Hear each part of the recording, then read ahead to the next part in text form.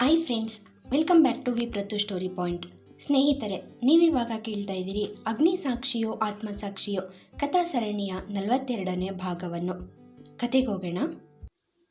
ಎದುರಿಗೆ ಕುಳಿತಿದ್ದ ಗೌತಮ್ ಮೇಲೊಮ್ಮೆ ಅವಳ ನೋಟ ಚಲಿಸಿ ಮತ್ತೆ ತಟಸ್ಥವಾಯಿತು.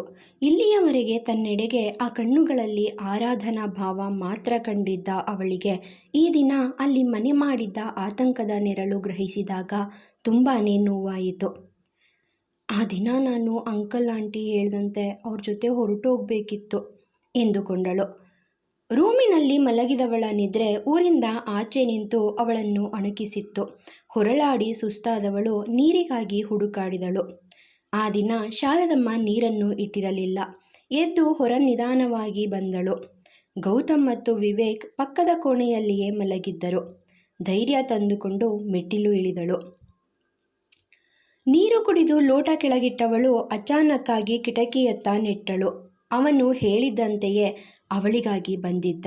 ಕ್ಷಣ ಅವಳ ಮೈನ ಸತ್ವವೆಲ್ಲ ಕಾಲ ಕೆಳಗೆ ಹರಿದು ಹೋದಂತೆ ಆಗಿತ್ತು. ಡವಗುಡುತ್ತಿದ್ದ ಎದೆಯನ್ನು ಕೈಯಲ್ಲಿ ಒತ್ತಿ ಹಿಡಿದಳು. ಬಾಯಲ್ಲಿ ಮಾತು ಬಾರದೆ ತಡವರಿಸುತ್ತಿದ್ದಳು. ಒಳಗೆ ಹೋಗಬಹುದಾದ ದಾರಿಯನ್ನು ಹುಡುಕುತ್ತಿದ್ದವನಿಗೆ ಯಾವ ಮಾರ್ಗವೂ ಕಂಡಿರಲಿಲ್ಲ. ಆ ಬಂಗ್ಲೆ ಅವನಿಗೆ ಹಳೆಯದೇನೂ ಅಲ್ಲ.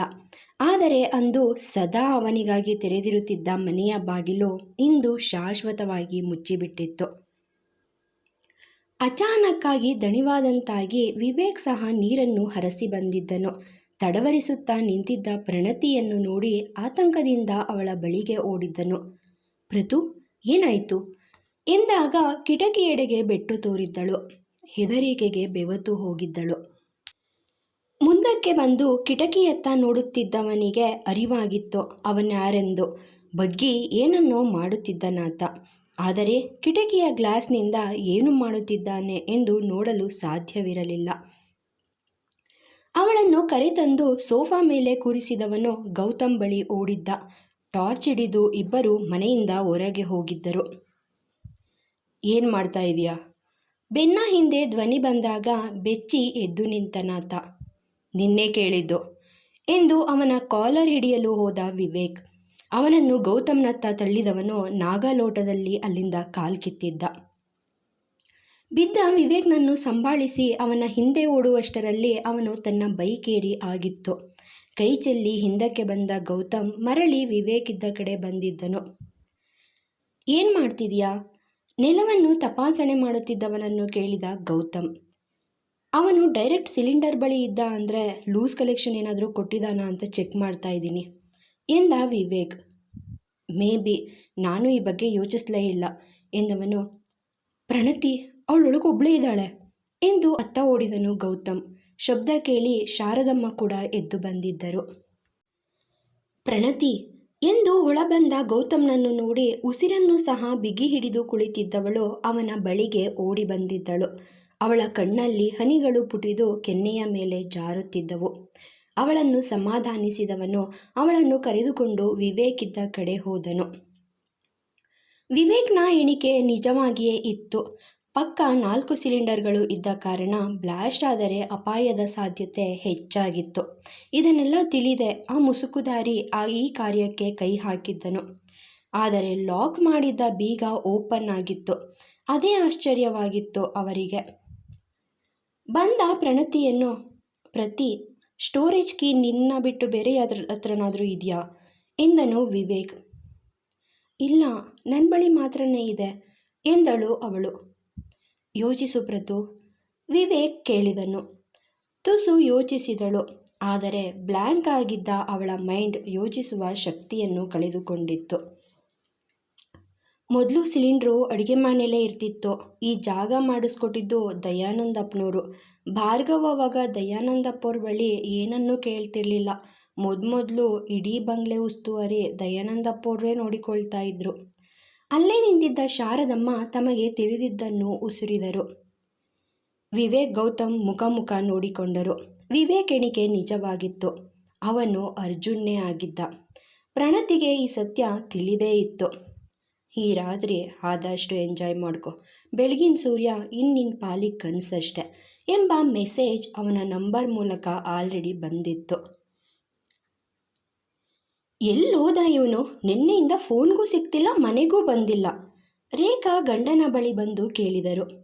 ಎಲ್ಲೋ ಹೋಗಿರ್ತಾನೆ ಬಿಡೆ, ಹೇಳಿದವರು ಪೇಪರ್ ಮುಖದ ಮುಂದೆ ಹಿಡಿದುಕೊಂಡರು. ನಿಮಗೆ ನನ್ನ ಆತಂಕ ಅರ್ಥವಾಗೋಲ್ಲ. ಗೌತಮ್, ಪ್ರಣತಿ, ವಿವೇಕ್ 3 ಜನನೂ ಮಾತಿಗೆ ಸಿಗ್ತಿಲ್ಲ ಗೊತ್ತಾ? ಏನಾಗಿದೆಯೋ ಅಂತ ಎದೆ ಒಡ್ಕೊಳ್ತಾ ಇದೆ. ಅಟ್ಲೀಸ್ಟ್ ಹೇಳಿ ಹೋಗೋಕ್ಕೇನು ಪ್ರಾಬ್ಲಮ್ಮು? ಸುಮ್ಮನೆ ಇಲ್ಲಿ ಗಾಬರಿಯಿಂದ ಇರಬೇಕು. ನೀವು ಅವರಿಗೆ ಸ್ವಲ್ಪ ಬುದ್ಧಿ ಹೇಳಿ ಎಂದು ಚಿಂತೆಯಿಂದ ಹೇಳಿದರು. ಗಲ್ಲಕ್ಕೆ ಕೈ ಆನಿಸಿ ಹೆಂಡತಿಯ ಗುಣಗುವಿಕೆಯನ್ನು ಆಸಕ್ತಿಯಿಂದ ಕೇಳುತ್ತಾ ಕುಳಿತಿದ್ದರು ರಾಘವ್. ಅದೇನು ಹಾಗೆ ನೋಡೋದು? ಯಾವತ್ತೂ ನೋಡಿಲ್ಲದ ಹಾಗೆ ರೇಗಿದರು ರೇಖಾ. ಅಲ್ವೇ, ನೀನು ನಿನ್ನ ಮಗನ ಮೇಲಿಟ್ಟಿರೋ ಕಾಳಜಿಲಿ ಕಾಲ್ ಭಾಗ ಕೂಡ ನನ್ನ ಬಗ್ಗೆ ಇಲ್ವಲ್ಲೇ? ದೀನಾ ನೋಟ ಬೀರಿದರು. ನಿಮಗೆ ಯಾವಾಗ ಏನು ಮಾತಾಡಬೇಕು ತಿಳಿಯಲ್ಲ. ಮೊದಲು ಅವನಿಗೆ ಫೋನ್ ಮಾಡಿ. ಮತ್ತೊಮ್ಮೆ ರೇಗಿದರು. ಆಯಿತು ಮಾರಾಯ್ತಿ, ಈಗ ಕೋಪ ಮಾಡ್ಕೋಬೇಡ ಎಂದವರು ಫೋನ್ ತೆಗೆದುಕೊಂಡರು.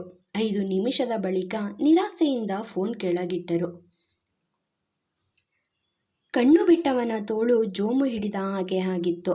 ಅವಳನ್ನು ತನ್ನೆದೆಗೆ ಆನಿಸಿಕೊಂಡ ಗೌತಮ್ ಅವಳ ಕೂದಲನ್ನು ನೇವರಿಸುತ್ತಿದ್ದ. ಇಡೀ ರಾತ್ರಿ ಅವನ ತೋಳಲ್ಲೇ ನಿದ್ರಿಸಿದ್ದಳು ಅವಳು.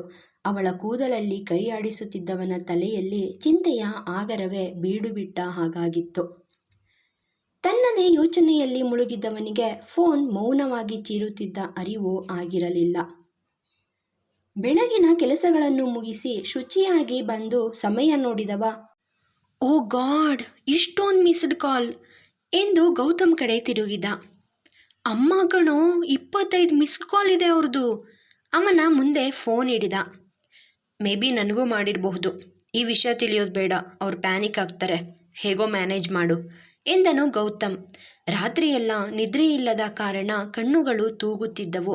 ಪ್ರಣತಿಯನ್ನು ಜೋಪಾನ ಮಾಡುವ ಭರದಲ್ಲಿ ತಂದೆ ತಾಯಿಯನ್ನು ನಿರ್ಲಕ್ಷಿಸುತ್ತಿರುವ ಬಗ್ಗೆ ಕೋಪವಿತ್ತು ಅವನ ಮೇಲೆಯೇ ಅವನಿಗೆ. ಆದರೆ ಬೇರೆ ದಾರಿ ಇರಲಿಲ್ಲ. ಅಮ್ಮ, ಬ್ಯುಸಿ ಇದ್ರಾ? ಫೋನ್ ಪಿಕ್ ಆದ ತಕ್ಷಣ ಕೇಳಿದ ವಿವೇಕ್.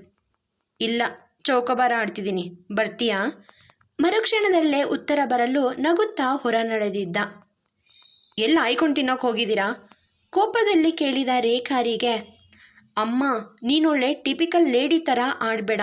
ನೀನು ನಿನ್ನ ಗಂಡ ಇರೋ ಬರೋ ಜವಾಬ್ದಾರಿನೆಲ್ಲ ನನ್ನ ಗೆಳೆಯನ ಹೆಗಲ ಮೇಲೆ ಹಾಕ್ಬಿಟ್ಟು ಆರಾಮಾಗಿದ್ದೀರಾ. ಇಲ್ಲಿ ನೋಡಿದ್ರೆ ಆ ಜವಾಬ್ದಾರಿ ಎಲ್ಲ ಬೆಳೆದು ನಮ್ಮ ತಲೆವರೆಗೂ ಬಂದಿದೆ ಗೊತ್ತಾ ನಿಮಗೆ? ಅದನ್ನೇ ಇಳಿಸೋ ಪ್ರಯತ್ನ ಮಾಡ್ತಿದ್ದೀವಿ ನಾವು. ವಿವರಣೆ ನೀಡತೊಡಗಿದ. ಯಾವಾಗಲೂ ಕೆಲಸದಲ್ಲೇ ಮುಳುಗಿರುತ್ತಿದ್ದ ಮಕ್ಕಳನ್ನು ನೆನಪಿಸಿಕೊಂಡು ಅವರ ಮನ ಮುದುಡಿತು. ಸರಿ, ಎಲ್ಲಿದ್ದೀರಿ ಈಗ?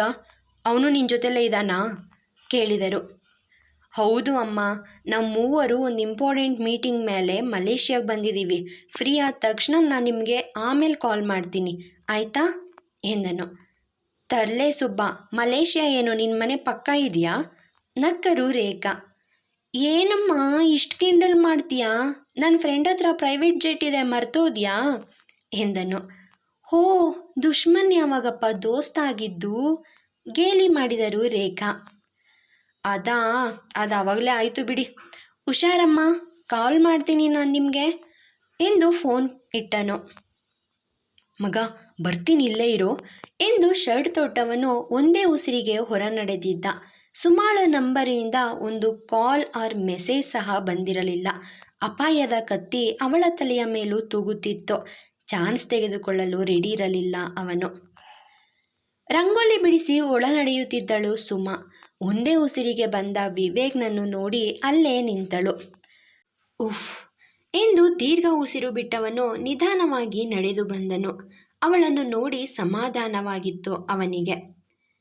ನಿಮಗೆ ಹೇಳೋರು ಕೇಳೋರು ಯಾರೂ ಇಲ್ಲ ಅಲ್ವಾ? ಕೋಪದಲ್ಲಿ ಕಣ್ಣು ಕೆಂಪು ಮಾಡಿದಳು. ಮತ್ತೆ ಅಂದಿನಂತೆಯೇ ಕುಡಿದು ಬಂದಿರಬಹುದು ಎಂದುಕೊಂಡು. ಹೇಳೋರು ಕೇಳೋರು ಇದ್ದಿದ್ರೆ ಒಂದು ಫೋನ್ ಮಾಡಿ ವಿಚಾರಿಸ್ತಾ ಇದ್ರು. ನನಗ್ಯಾರೂ ಇಲ್ಲ ರೀ ಎಂದನು. ಅವನ ಮಾತು ಅವಳ ಹೃದಯಕ್ಕೆ ನಾಟಿತ್ತು. ಯಾರೋ ಈಟಿಯಿಂದ ಇರಿದ ಹಾಗಾಯಿತು. ತನ್ನದೇ ಕಲ್ಪನೆಯಲ್ಲಿ ಇದ್ದವಳು ಅವರಿಗೆ ಡಿಸ್ಟರ್ಬ್ ಮಾಡುವುದು ಬೇಡ ಎಂದು ಸುಮ್ಮನಾಗಿದ್ದಳು ಅಷ್ಟೆ. ಅದೆಷ್ಟು ಬಾರಿ ಅವನ ನಂಬರನ್ನು ಡಯಲ್ ಪ್ಯಾಡಿಗೆ ತಂದು ರಿಮೂವ್ ಮಾಡಿದಳು. ಮುಖ ತೊಳ್ಕೊಂಡು ಬನ್ನಿ, ಕಾಫಿ ಕೊಡ್ತೀನಿ ಎಂದಷ್ಟೇ ಹೇಳಿ ಒಳ ನಡೆದಳು. ಅವಳ ಹಿಂದೆ ಪುಟ್ಟ ಮಗುವಿನಂತೆ ಹೋದವನು ಸೋಫಾ ಮೇಲೆ ಕುಕ್ಕರಿಸಿದ. ರಾತ್ರಿ ಸರಿಯಾಗಿ ನಿದ್ರೆ ಮಾಡಿರದ ಕಾರಣ ತಲೆ ಸಿಡಿದು ಹೋಗುತ್ತಿತ್ತು. ಮೈ ಮುರಿದು ಆಕಳಿಸಿದವನು ಹಾಗೆಯೇ ತಲೆ ಆನಿಸಿದನು. ಪ್ರಣತಿಯದೇ ಚಿಂತೆಯಲ್ಲಿ ಇದ್ದವನು ಅದ್ಯಾವ ಮಾಯದಲ್ಲಿ ನಿದ್ದೆಗೆ ಜಾರಿದ್ದನೋ ಅವನಿಗೆ ತಿಳಿಯದು. ದೇಹ ಮನಸ್ಸುಗಳು ದಣಿದಿದ್ದ ಕಾರಣ ಅವನಿಗೆ ಗಾಢ ನಿದ್ರೆ ಆವರಿಸಿತ್ತು. ಕಾಫಿ ಲೋಟ ಹಿಡಿದು ಬಂದವಳು ಅವನನ್ನು ನೋಡಿದಾಗ ವಿವೇಕ್ ಮಗುವಿನಂತೆ ನಿದ್ರೆ ಮಾಡುತ್ತಿದ್ದನು. ಫ್ಯಾನ್ ಸ್ವಿಚ್ ಆನ್ ಮಾಡಿ ಅವನಿಗೆ ಹೊದಿಕೆ ತಂದು ಹೊದಿಸಿ ಅಲ್ಲಿಂದ ಅಡಿಗೆ ಮನೆಯತ್ತ ನಡೆದಳು. ಅವನಿಗೆ ಎಚ್ಚರವಾದಾಗ ಮಧ್ಯಾಹ್ನ 12 ಆಗಿತ್ತು ಸಮಯ. ಎದ್ದು ಕುಳಿತವನು ದೊಡ್ಡದಾಗಿ ಆಕಳಿಸಿ ಮೈ ಮುರಿದಾಗ ಮೈಯಲ್ಲಿನ ಭಾರವೆಲ್ಲ ಹಾರಿ ಹೋದಂತಾಯಿತು. ಚೆನ್ನಾಗಿ ನಿದ್ರೆ ಮಾಡಿದ್ದರಿಂದ ಅವನ ದೇಹ ಮನಸ್ಸು ಉಲ್ಲಸಿತಗೊಂಡಿದ್ದವು. ಎದ್ದು ಕುಳಿತವನನ್ನೇ ನೋಡುತ್ತಾ ಕುಳಿತಿದ್ದಳು ಸುಮಾ. ಅವಳನ್ನು ಕ್ಷಣ ಅಲ್ಲಿ ನೋಡಿ ಬೆದರಿದನು ವಿವೇಕ್. ನಿಧಾನಕ್ಕೆ ವಾಸ್ತವಕ್ಕೆ ಬರಲು ಅರಿವಾಗಿತ್ತು ಅವನಿಗೆ ತಾನು ಅವಳದೇ ಮನೆಯಲ್ಲಿ ಇರುವುದು. ಹಾಗೆಲ್ಲ ನೋಡಬೇಡ್ರಿ, ದೃಷ್ಟಿ ಹೋಗುತ್ತೆ ನನಗೆ. ಹೊದಿಕೆ ಇನ್ನಷ್ಟು ಎಳೆದುಕೊಂಡನು. ನಿಮ್ಮಣೆ ಮೇಲೆ ಬ್ಯಾಂಡೇಜ್ ಇರೋದೇನಿಕೆ? ಅವಳ ಮಾತು ಕೇಳಿ ಪಕ್ಕನೆ ನಕ್ಕು ಬಿಟ್ಟನು. ಏನು, ನಾನು ನಿದ್ರೆಯಲ್ಲಿದ್ದಾಗ ಫುಲ್ಲು ಸ್ಕ್ಯಾನ್ ಮಾಡಿರೋದಾ? ಇನ್ನು ಮುಂದೆ ಹುಷಾರಾಗಿರ್ಬೇಕು ನಾನು. ಅವಳತ್ತ ಓರೆ ನೋಟ ಬೀರಿದನು. ಛೇ, ಇದೇನಾಗೋಯ್ತು ಎಂದು ಎದ್ದು ನಿಂತನು. ಗೌತಮ್ ಮೆಸೇಜ್ ಬಂದಿತ್ತು. ಮುಜುಗರದಿಂದ ಹಿಡಿಯಾದನು. ತಕ್ಷಣ ಗೌತಮ್ ನಂಬರಿಗೆ ಕಾಲ್ ಒತ್ತಿದ್ದ. ಅವನ ಕಾಲ್ ಕಟ್ಟಾಗಿತ್ತು. ನಾನು ನೀವಿಲ್ಲಿರೋ ಬಗ್ಗೆ ಹೇಳಾಗಿದೆ. ನನ್ನ ಪ್ರಶ್ನೆಗೆ ಉತ್ತರ ಬರಲಿಲ್ಲ. ಕೈಕಟ್ಟಿ ನಿಂತವಳ ನೋಡಿ ತಲೆ ಕೆಟ್ಟ ಹಾಗಾಗಿತ್ತು. ಮೊದಲೇ ಪ್ರಣತಿಯ ಬಗೆಗೆ ಸುಮಾಗಿದ್ದ ಕಾಳಜಿ ಸ್ನೇಹ ತಿಳಿದಿದ್ದನು. ನಡೆದ ಅನಾಹುತದ ಬಗ್ಗೆ ಏನಾದರೂ ಹೇಳಿದರೆ ಅವಳು ಮತ್ತೆ ಪ್ಯಾನಿಕ್ ಆಗುತ್ತಿದ್ದಳು. ಜೊತೆಗೆ ಗೌತಮ್ ಏನು ಹೇಳಿದ್ದಾನೆ ತಿಳಿದಿರಲಿಲ್ಲ ಅವನಿಗೆ. ಅವಳತ್ತ ತಿರುಗಿದವನು ಉಗುಳು ನುಂಗಿದನು. ಐ ಆಮ್ ಸಾರಿ ಸುಮಾ, ಅದೇನಾಯಿತು ಅಂದರೆ ಅವನು ಇನ್ನೇನೋ ಹೇಳುವ ಹೊತ್ತಿಗೆ, ಹಗಲು ರಾತ್ರಿ ಕೆಲಸ ಮಾಡುವಷ್ಟು ಧಾವಂತ ಏನಿದೆ? ಕಣ್ಣಿಗೆ ಕನ್ನಡಕ ಹಾಕೊಳ್ಳಿ ಮೊದಲು. ಅವಳ ಗಡುಸು ದನಿ ತೂರಿ ಬಂದಿತ್ತು. ಹಾಂ? ಕಣ್ಣು ಕಿರಿದು ಮಾಡಿದಾಗ ಪ್ರಣತಿ ಏನೋ ಬೈದದಕ್ಕೆ ಕೋಪದಲ್ಲಿ ಡೋರ್ಗೆ ತಲೆ ಕೊಟ್ರಂತೆ ಎಂದಾಗ ಅವನಿಗೆ ಅರಿವಾಗಿತ್ತು ಗೌತಮ್ ಏನೋ ಮ್ಯಾನೇಜ್ ಮಾಡಿರುವುದು. ಅದು ಗೊತ್ತಾಗಲಿಲ್ಲ. ಅರಿಯದವನಂತೆ ಮುಖ ಮಾಡಿದ. ಅಯ್ಯೋ ನಿಮ್ಮ, ಅದೇನು ಬುದ್ಧು ನೀವು, ನೋಡಿ ಎಷ್ಟು ದೊಡ್ಡ ಬ್ಯಾಂಡೇಜ್ ಹಾಕಿದ್ದಾರೆ ಎಂದು ಹಣೆ ಚಚ್ಚಿಕೊಂಡವಳು, ಈಗಲಾದರೂ ಮುಖ ತೊಳೆದು ಬರ್ತೀರಾ? ಟಿಫನ್ ಅಂತೂ ಸ್ಕಿಪ್ ಆಯಿತು, ಊಟ ಆದರೂ ಆಗಲಿ ಎಂದಳು. ಸುಮಾ ತುಂಬ ಮುಗ್ಧ ಹುಡುಗಿ. ಅವನ ಅಂತರಾತ್ಮ ಮತ್ತೆ ಮತ್ತೆ ಪುನರಾವರ್ತಿಸಿತ್ತು. ಆದರೆ ಅವಳೇ ಇಷ್ಟದಿಂದ ಆರಿಸಿಕೊಂಡ ದಾರಿ ಅವಳ ಪಾಲಿಗೆ ಮುಳುವಾಗಿತ್ತು. ಬೇಸರದ ಮುಖ ಹೊತ್ತು ಬಾತ್ರೂಮ್ ಕಡೆ ನಡೆದ. ಮನೆಯಲ್ಲಿ ಧೂಪದ ಘಮ ಹಾಗೆಯೇ ಇತ್ತು. ಸುಮಾ ಯಾವಾಗಲೂ ಹಾಗೆಯೇ.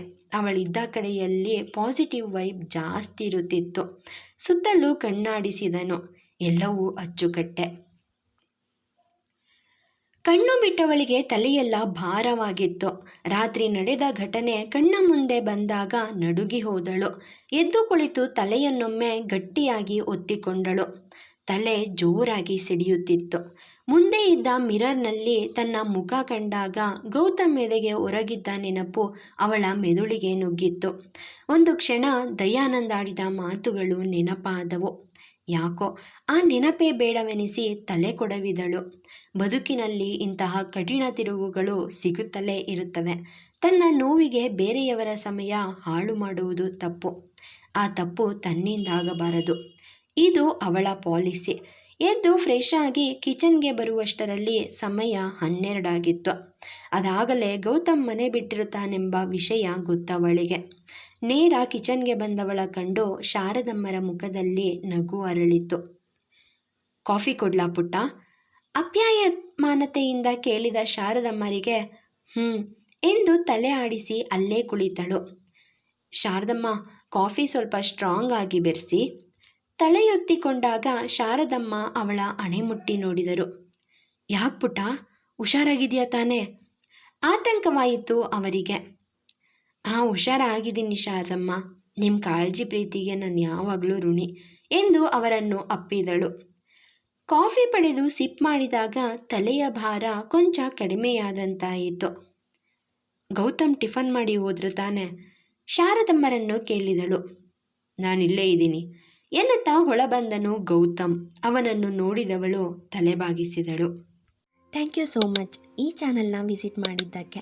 ಕತೆ ಹೇಗೆ ಬಂದಿದೆ ಅಂತ ಕಮೆಂಟ್ ಮೂಲಕ ತಿಳಿಸಿ. ಹಾಗೆ ಹೊಸಬ್ರು ಯಾರಾದರೂ ನೋಡಿ ನಿಮ್ಗೆ ಈ ಕತೆ ಇಷ್ಟ ಆಯಿತು ಅಂತ ಅಂದರೆ ಚಾನಲ್ನ ಸಬ್ಸ್ಕ್ರೈಬ್ ಮಾಡ್ಕೊಳ್ಳಿ. Thank you so much. ಸಿರಿಗನ್ನಡಂ ಗೆಲ್ಗೆ, ಸಿರಿಗನ್ನಡಂ ಬಾಳ್ಗೆ.